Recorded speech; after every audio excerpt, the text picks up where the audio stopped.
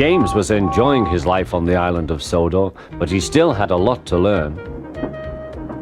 "You're a special mixed traffic engine," said the Fat Controller. "You can pull coaches or trucks quite easily, but you must learn by your mistakes." James knew what the Fat Controller meant. He could well remember that dreadful accident on his first day. "Be careful with the coaches, James," said Edward. "They don't like being bumped." Everyone came to admire James. "I'm a really splendid engine," he thought, and suddenly let off steam. A shower of water fell on the Fat Controller's nice new top hat. Just then the guard blew his whistle, and James thought they had better go. Go on," he puffed to Edward. Don't push," replied Edward. The coaches were grumbling too.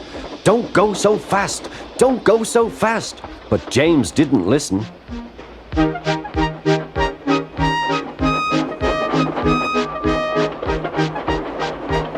When at last they stopped at the next station, 2 coaches were beyond the platform. They had to go back to let the passengers out. But no one seemed to know about the Fat Controller's top hat, so James felt happier. Presently they came to the station where Thomas was waiting with his 2 coaches.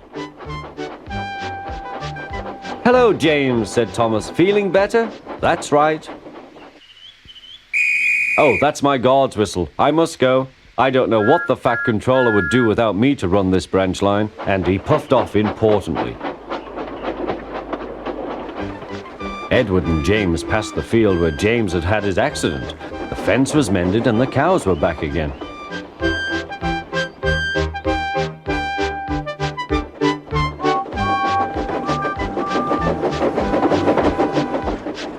They ended their journey and rested before setting off for home. James was still wondering what the Fat Controller would have to say about his top hat.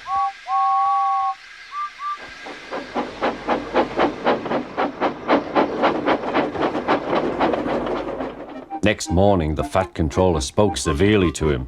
"If you can't behave, I shall take away your red coat and have you painted blue." James didn't like that at all. He was very rough with the grumbling coaches as he brought them to the platform. "Don't talk, come on," he called to them. "Gordon never has to fetch his own coaches," he thought to himself, "and he's only painted blue." To make James even more cross, this time no one came near him.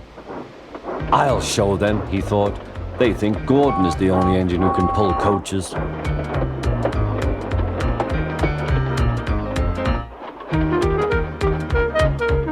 Hurry, puffed James. You're going too fast, replied the coaches. James laughed and tried to go faster, but the coaches wouldn't let him. "We're going to stop," they said. "We're going to stop."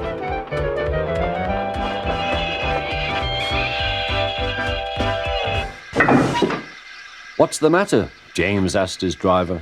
"The brakes are hard on. Leak in the pipe, most likely. You've banged the coaches enough to make a leak in anything." "How shall we mend it?" said the guard. "We'll do it with newspaper and a leather bootlace," replied the driver. "Well, where is the bootlace coming from?" asked the guard. "Ask the passengers," said the driver. "You have a leather bootlace there, I see, sir," said the guard to a smartly dressed man. "Please give it to me." "I won't," said the man. "Then," said the guard, "I'm afraid the train will just stop where it is." The passengers all said what a bad railway it was. Then they told the man how bad he was instead. Everyone was very cross. At last he handed his laces over. The driver tied a pad of newspaper tightly round the hole in the brake pipe, and James was able to pull the train.